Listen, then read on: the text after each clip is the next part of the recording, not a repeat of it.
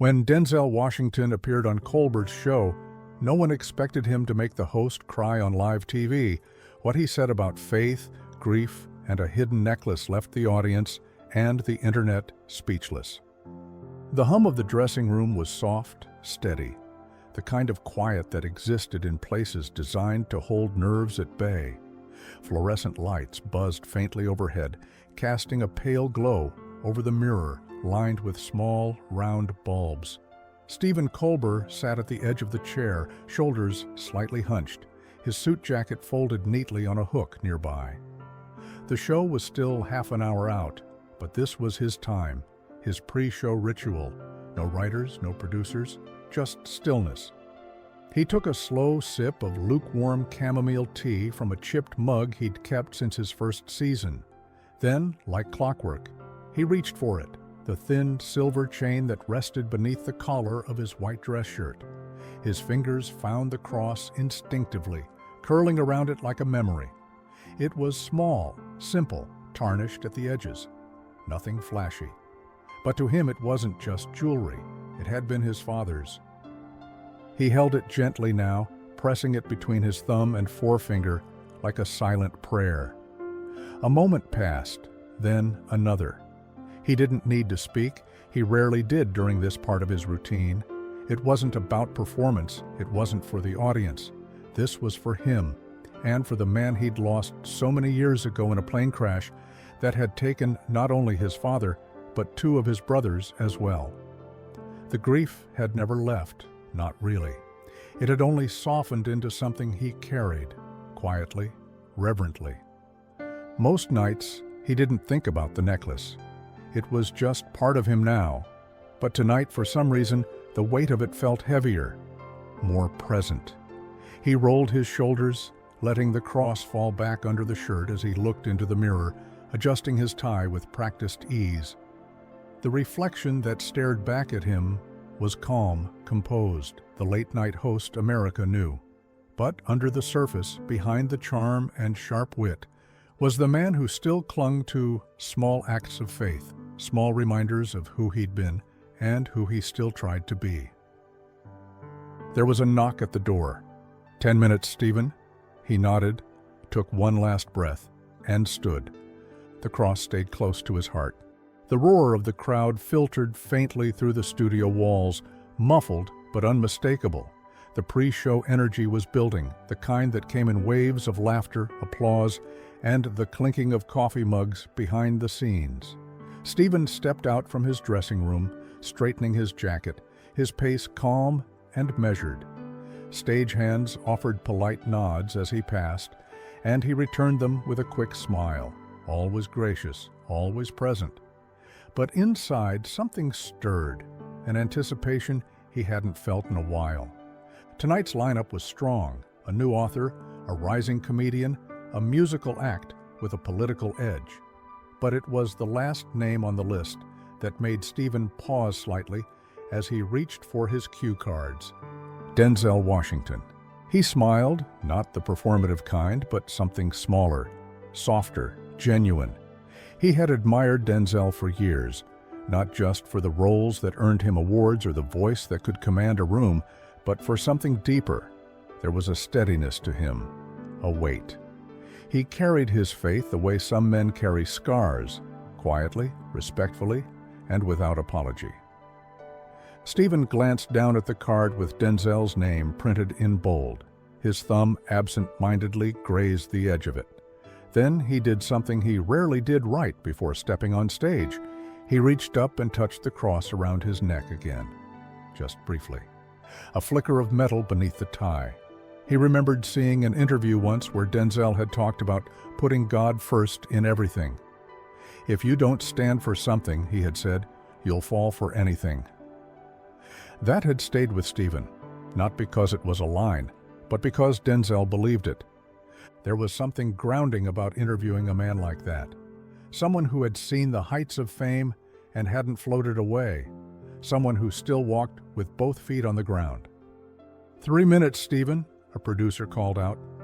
He nodded again, stepping up toward the stage entrance. The band was already warming up, the crowd buzzing on the other side of the curtain. But Stephen didn't rush. He never did. Tonight wasn't just about the laughs. Something told him, deep in his chest, near the cross tucked beneath his shirt, that this conversation was going to be different. And he was ready for it. The applause hit like a wave, loud, eager, unfiltered. Studio lights bathed the stage in gold as Stephen rose from his desk with a wide grin, arms open in welcome. "Ladies and gentlemen," he called out, voice raised above the cheers, "the one and only Denzell Washington." The band played him on, something jazzy with a punch of brass. Denzell appeared from behind the curtain with that same grounded stride he always had, calm, confident, no rush in his steps. The crowd roared louder, some already standing. He smiled modestly, gave a few polite waves, then shook Stephen's hand before settling into the guest chair. "Good to see you again, man," Stephen said, already half laughing as they sat. You too, Denzell replied, that signature voice, smooth as aged wood. The rhythm kicked in immediately, two pros volleying back and forth, matching each other's energy beat for beat. They started light, easing the audience into it. Denzell cracked a joke about playing a villain in his latest movie. Stephen poked fun at his own inability to look intimidating in a leather jacket. The audience was right there with them, laughing, clapping, fully engaged. They touched on awards, on favorite directors, on the way Denzell had once been mistaken for Morgan Freeman at a Whole Foods. Every line landed, every quip earned a laugh. It was smooth, charming, and exactly what late-night viewers came to see. But under the charm, there was something else simmering, a current.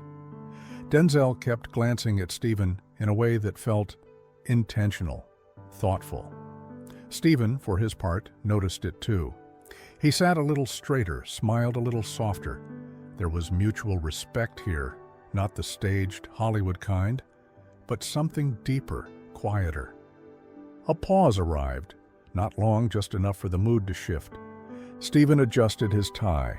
Denzell leaned back in his seat, fingers steepled gently over his knee. Then he glanced toward Stephen's collar. The studio lights still burned overhead, but the air felt a little different now. More still, more real. Denzell's gaze dropped just slightly, toward the barely visible chain around Stephen's neck. The cross peeked out for half a second, catching the light, before vanishing again beneath the white collar. "You still wear that?" Denzell asked. His tone wasn't casual, it wasn't performative. It was the kind of question asked by someone who already knew the answer, but needed to hear it anyway. Stephen blinked. For a moment, the usual talk show grin faded. He didn't look at the audience, didn't check the cameras. He just looked at Denzell. "Yeah," he said softly. "I do. Every day."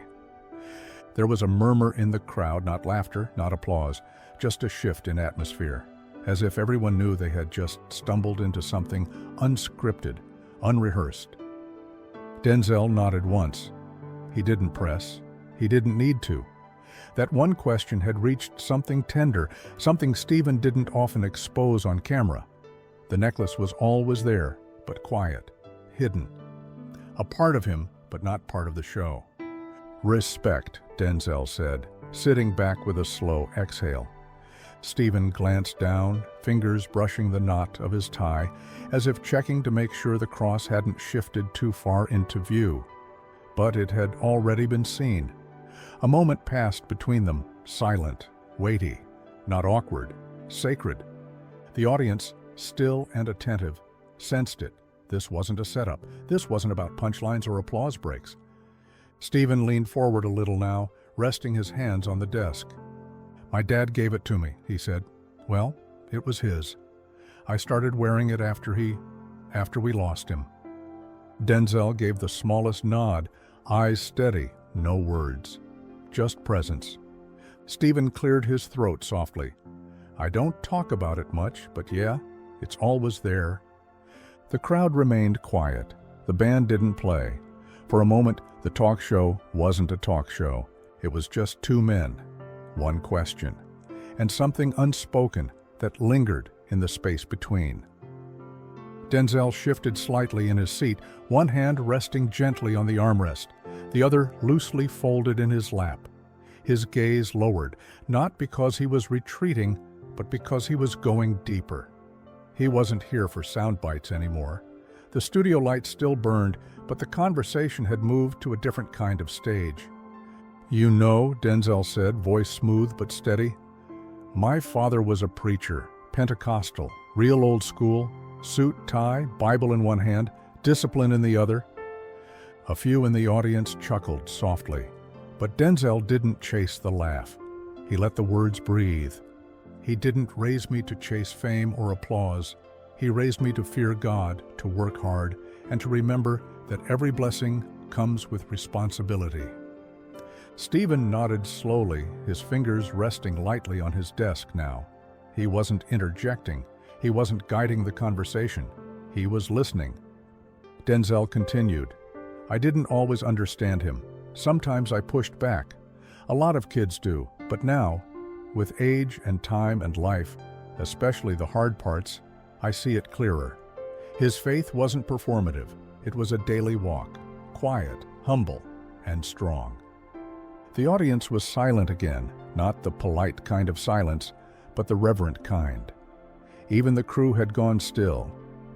"He used to tell me," Denzell said, "that a man's character is built in the shadows, that it's what you do when no one's watching that defines who you are."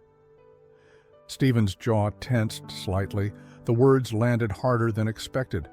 "I carry that with me," Denzell said, "and I see it in others too. I see it in people who show up day after day, quietly holding the world together, even when it's falling apart around them." He looked at Stephen now, meeting his eyes. There was no audience, no laughter track, no cue cards between them. "I see that in you, man." Stephen blinked, his mouth parting slightly, as if to say something, but nothing came out. He just nodded. The show had shifted. It wasn't entertainment anymore. It was a conversation between two men of faith, two sons, two storytellers, one listening, the other remembering. Denzell leaned forward slightly now, elbows resting gently on his knees. The crowd was holding their breath, unsure what was happening, but knowing it wasn't ordinary. "I heard what you said," Denzell began, his voice softer than before. "In that interview a while back, you were talking about your dad, about your brothers, that plane crash." Stephen looked down, his fingers lightly tapping the desk in slow, absent rhythms. The cross beneath his shirt felt heavier again, like it was responding to the words. "You said..." Denzell paused for just a second, his eyes narrowing, not with judgment, but with focus. "You said that suffering is a gift." A quiet gasp moved through the audience, small, collective, surprised. The words had returned to them, and now they carried more weight. "That takes more faith than most people even know how to hold," Denzell continued. "It shook me. I sat with it for a long time." Stephen didn't look up at first. His lips pressed together gently, and his breath came slower, deeper. The cameras weren't zooming in. They didn't need to. The moment was already intimate, too real for production. "I meant it," Stephen said quietly, "as strange as it sounds. I think I had to believe that, because if I didn't, the pain wouldn't have meant anything." Denzell nodded once, the gesture slow and deliberate. That's the kind of truth people don't say out loud anymore. Not on TV, not in public. The audience remained hushed, leaning forward in their seats. "Most people avoid pain," Denzell added. "They try to numb it, escape it, pretend it doesn't shape them. But you," he gestured lightly toward Stephen, "you sat with it, you shared it, and you didn't do it for attention. You did it because someone out there needed to hear that they weren't alone." Stephen's eyes shimmered under the studio lights. He didn't wipe them. He didn't hide. He just nodded again. "I didn't know anyone noticed," he said. "I did," Denzell replied, "and I'm not the only one." There was no applause, no music, just the sound of truth being spoken and received. A moment of raw humanity cutting through everything else. The show had stopped being a show and started becoming something sacred. Denzell leaned back now, but there was intention behind his stillness, like a man shifting not for comfort, but for clarity. His voice, when he spoke again, had lost any trace of performance. It was lower now, slower, the kind of voice that makes people lean in without realizing. "I'll be honest with you, Stephen," he said, looking not at the audience, but at the man across from him. "I didn't come here just to promote a film." Stephen tilted his head, eyebrows raised, but he didn't speak. Denzell had the floor, and something in the room made it clear this was more than an interview. "I told my people I wanted to come here," Denzell continued, "specifically here, your show, because there's something I needed to say to you, and I figured if it was going to happen, it needed to happen where folks could hear it." The audience was silent, transfixed. "I see you," Denzell said. "Not the host, not the jokes, not the monologue. I see the man." Stephen blinked slowly, his expression unreadable, but open, his defenses not down, but irrelevant. "I see the weight you carry," Denzell went on, "and the way you still show up for people, night after night, smiling, lifting, holding space." Stephen's hands clasped gently on the desk now, his fingers interlocked, resting. He wasn't performing either. He was listening. "That's a ministry in itself," Denzell said, "and I don't say that lightly. You don't have to stand in a pulpit to preach. You don't have to wear robes to lead people. Sometimes it looks like a guy sitting behind a desk making people laugh when their world's falling apart. You don't call it a sermon, but I've seen the impact."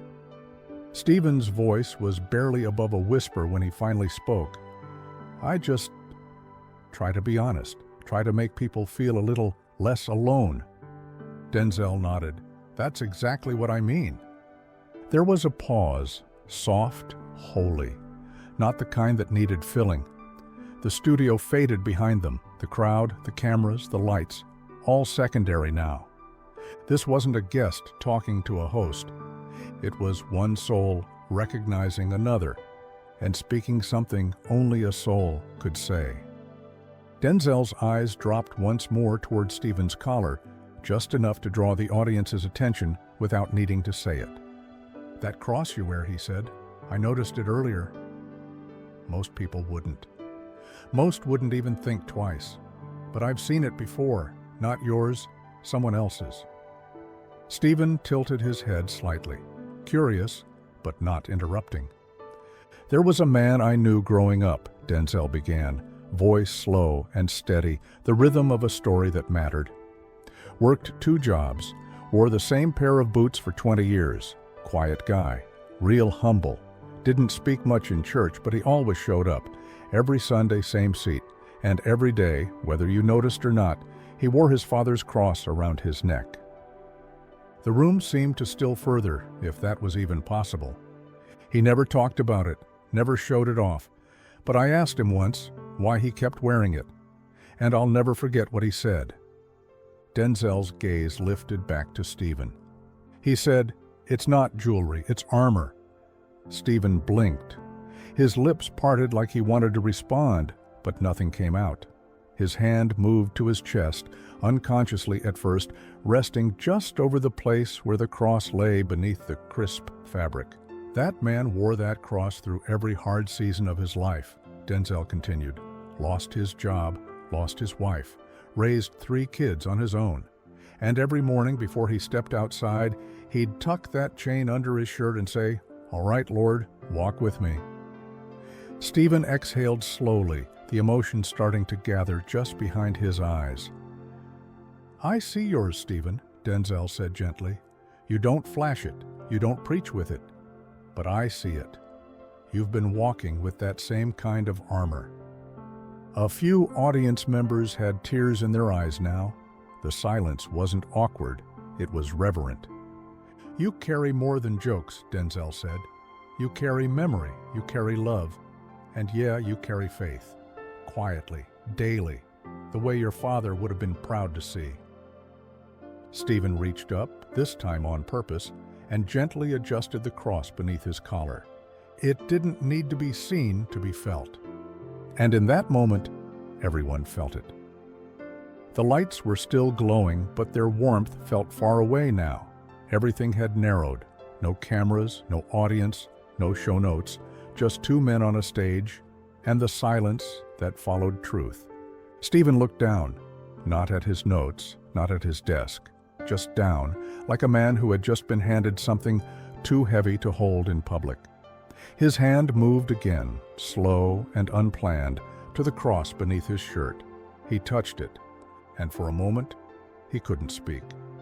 His mouth opened slightly, as if the breath that rose up wanted to form words, but it didn't.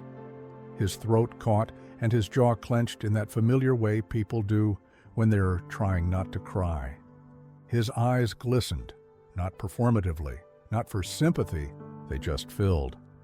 A swell of quiet washed over the studio. The audience felt it instantly. No one shifted, no coughs, no whispers. The band, always ready for a cue, remained frozen, not even touching their instruments. It wasn't a breakdown. It wasn't a dramatic outburst. It was quieter than that, deeper. It was the kind of emotion that came from being seen in a way you didn't ask for, but needed. Stephen exhaled, and it came out shaky. He blinked a few times, clearing his throat with effort, but still didn't speak. His hand stayed over the necklace, his palm flat against his chest now, like he was trying to hold everything inside. But the truth had already broken through. Years of grief, of silent weight, of showing up for millions every night with a smile, laid bare by one man's recognition. One acknowledgement that behind the sharp wit and charming monologues lived a son, a brother, a believer, a man still carrying loss like a lit candle.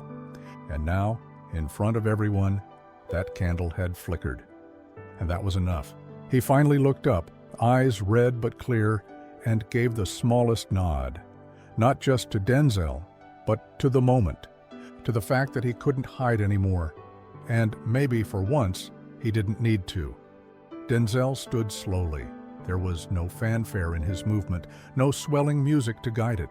He just rose, calm and measured, and stepped forward, crossing the small space between them. Stephen stayed seated, still holding his chest, eyes following Denzel's approach, like someone unsure whether to brace or let go. Denzel didn't say anything at first. He just placed a hand on Stephen's shoulder. A firm, grounding hand, solid and warm, like a father's hand or a brother's. The kind that said, "I'm here." Then, quietly, Denzel spoke. "Thank you for carrying it." The words were simple, but they hit like scripture. "For carrying it," Denzel repeated, "through the jokes, through the heartbreak, through the noise, through the days when it felt too heavy, and you still smiled anyway." Stephen's head dipped, his lips pressing together. His free hand gripped the edge of his desk, not because he was trying to steady himself, but because he needed to hold something real. Denzel's hand didn't move. "For using your platform to heal," he said, "even when it costs you." There was something in that last line, "even when it costs you," that seemed to break something open in the room. The audience didn't applaud. They couldn't. They were part of this now, witnesses to a sacred exchange. Stephen looked up again. His face was raw, stripped of every layer late-night television usually requires. The quips, the polish, the poise, it had all fallen away. All that was left was the man, and his faith, and the grief that had shaped both. He whispered, "Thank you." And it wasn't for the camera. Denzel gave a final squeeze of the shoulder, then stepped back. "I just wanted you to know," he said. "We see you." Stephen nodded, swallowing hard, his voice gone but his spirit unmistakably present. The lights dimmed just a little, not for effect, just enough for the moment to breathe. The show hadn't ended. But something had shifted, and everyone in that room, on stage and off, knew they had just witnessed something real, something that couldn't be written, only lived. Stephen stood slowly, like a man rising from something deep, not exhaustion, but a moment so full it left no room for anything else. He didn't rush. He didn't reach for a tissue or crack a joke to smooth the edges. He just rose. And when he did, Denzell was already there, waiting. They met in the middle of the stage. No cameras zoomed in, no dramatic music swelled, just two men standing face to face, and then, without hesitation, they embraced. It wasn't a TV hug, it wasn't for optics or headlines, it was real. Stephen leaned into it, not collapsed, not crumbling, but accepting, grateful. Denzell's arms wrapped around him like a shield, strong and certain, one hand on Stephen's back, the other over his shoulder, steady and still. For a long moment the studio didn't make a sound. Then slowly, like the gentle rustle of leaves before a storm, the room began to move. Someone clapped, then another, then the wave hit. The audience rose to their feet, a standing ovation, but not for performance, for presence.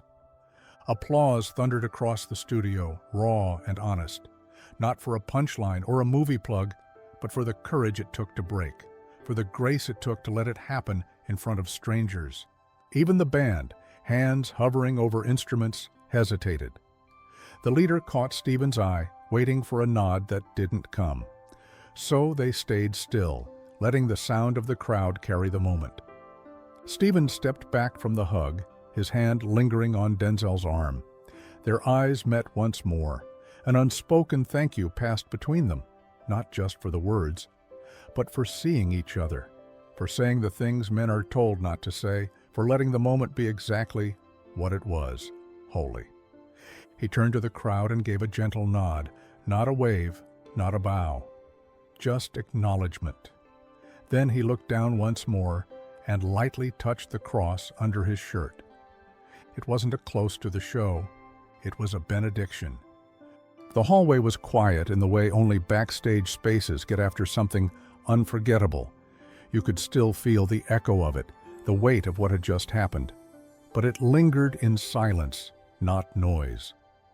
Stephen walked alone to the green room, the door creaking softly as he stepped inside and let it close behind him. No crew, no cameras, just him. The distant hum of the studio still buzzed beyond the walls, muffled and fading. He sat down slowly on the couch, the one with the old leather cushions that groaned under weight and time. The dressing room mirror reflected his figure dimly, and for the first time all night, Stephen was still. He reached up, loosened his tie with one hand, then slowly undid the top button of his shirt. The silver chain peeked out, and this time he didn't tuck it back in. He pulled the necklace free, let it rest in his palm. The cross glinted softly under the yellowing lights. It looked small again, but now it felt enormous. Stephen stared at it, eyes red but clear, the silence wrapping around him like a familiar blanket. His breathing slowed, not because he was trying to calm down, but because something inside him had finally settled. A stillness he hadn't felt in a long time, a kind of peace that only follows truth. He ran his thumb across the cross, like he had done 1,000 times before, but tonight, the touch meant something more, something fuller. A knock came at the door, not loud, just a quiet rhythm. It opened slightly, and one of the crew members peeked in, someone who had been with the show for years. No words, just a knowing look. They stepped in, walked over, and gave Stephen a single pat on the back. Firm, quiet, reverent. Then they turned and left, the door clicking gently behind them. Stephen didn't speak. He didn't move. He just looked at the cross. And for the first time in a long while, he breathed all the way in and let it go. The room had quieted, but something sacred still hung in the air, like a church after the last hymn. Stephen remained seated for a while, the cross still resting in his open palm, his tie loosened and shirt wrinkled in a way that made him look not like a late-night host, but simply a man who had just walked through something deep. When he finally stood, he moved slowly, deliberately, the way someone does when they're trying not to break the spell of stillness. He turned toward the mirror above the dressing room sink, ready to collect himself and return to the world. But there, taped at eye level, was something new. An envelope, small, cream-colored, no label. Just his name in handwriting he recognized immediately. Denzell. He stared at it for a second, almost hesitant to open it, as if whatever was inside might be too much. Then, carefully, he peeled the flap open and unfolded the note. The handwriting was strong but elegant, written in blue ink on lined paper. "Let your light shine before others, that they may see your good deeds and glorify your Father in heaven." Matthew 5:16. Stephen read the verse twice, then a third time. His fingers tightened around the paper as he exhaled through his nose, a sound that was part laugh, part prayer. There was no signature, no explanation, just the verse, and that was enough. Because it wasn't just a reminder, it was a release. He looked at himself in the mirror, not the polished version the public saw, but the real one. Tired eyes, wrinkled collar, red cheeks, and the faintest trace of a tear line still visible down one side. But he didn't hide it. He pinned the note on the mirror beside the lamp where only he would see it each night. A verse, a message, a blessing, and perhaps a reminder that even the ones who help others shine need someone to speak light into them too. It didn't take long. The clip surfaced within an hour of the show ending, a shaky vertical video from someone in the live audience.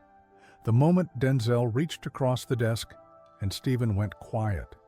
No cutaways, no graphics, just raw emotion. It wasn't trending because it was scandalous. It wasn't a debate clip or a takedown. It was tenderness, reverence, something rare. By morning, it was everywhere. Colbert and Denzell share tearful moment of faith. Late night breaks the mold with quiet power. Two icons, one cross, a conversation that stopped the world. Clips flooded Twitter, Instagram, YouTube, each edit slightly different, but all echoing the same feeling. There were no snarky captions, no remixing for memes, just gratitude, respect.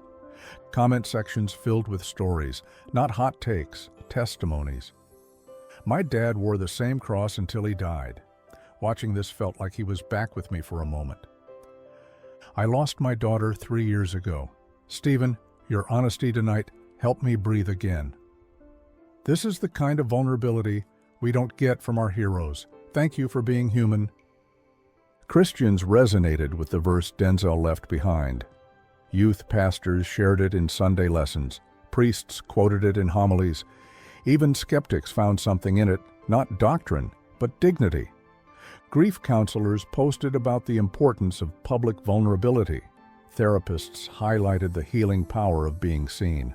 One even wrote, "When a man can cry on national television and still be respected, we move closer to healing what's broken in our culture." Stephen didn't comment online, he didn't retweet, he didn't need to, because what had happened wasn't a moment made for the internet. But the internet found it anyway, and for once, it listened. The next evening, the theater was full again. The lights were just as bright, the applause just as loud, but the energy, subtly, unmistakably, had changed. It was quieter beneath the laughter, warmer. People leaned in a little more. Some came not just for comedy, but for what had happened the night before. Stephen stepped onto the stage with his usual grace, flashing a quick smile as he took his seat behind the desk. The crowd cheered, but there was a softness to it, a kind of reverence. He shuffled his note cards briefly, glanced down, then looked back up into the cameras. There was a pause, and then he spoke. "I want to start tonight a little differently." The crowd quieted immediately. Last night, something happened on this stage that wasn't planned. And if you saw it, or even if you just heard about it, thank you for letting that moment be what it was. He looked down again, this time at his chest, at the necklace now visible over his shirt. The silver cross caught the studio light and held it there. "I never talk about this necklace," Stephen said, voice clear but gentle, "because it's not for the camera. It's never been part of the show. It's something I wear quietly every day. It was my dad's." A hush settled over the room. Even the crew held still. "But someone reminded me last night." He looked off to the side for a beat, as if still seeing Denzell's face in the wings. "That it's okay to let your light show." He reached up and held the cross between his fingers, not as a symbol, but as a memory. "This little piece of metal, it's not magic. It doesn't fix anything. But for me, it's a reminder of love, of loss, of faith." He paused, eyes beginning to mist, but he kept his voice steady. "And I wear it," he said, "not because I have answers, but because I still believe." There was a moment of total stillness. Then, slowly, the audience began to clap. Not a wild burst, but something more meaningful, more human. Stephen nodded, folded the cross gently beneath his collar again, and smiled. "All right," he said, clearing his throat, "let's have a show." And just like that, they moved forward. But nothing was quite the same. This story was intense, but this story on the right-hand side is even more insane.